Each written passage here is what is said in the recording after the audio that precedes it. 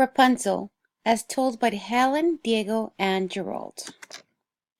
Long time ago, a king and queen had a baby daughter named Rapunzel.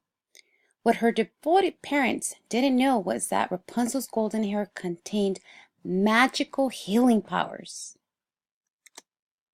A selfish old woman named Mother Gothel knew of the magic in Rapunzel's hair and wanted to keep herself young. So she kidnapped the baby and raised her in a tower deep in the woods, never telling her that she was a princess.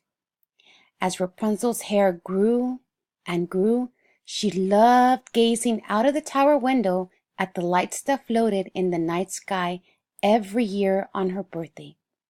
She longed to leave the tower and see them up close, but Mother Gothel refused.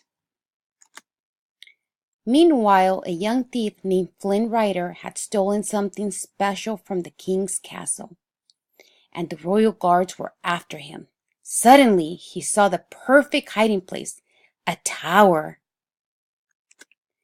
When Flynn Rider climbed into the tower, Rapunzel knocked him out with a frying pan and tied him up.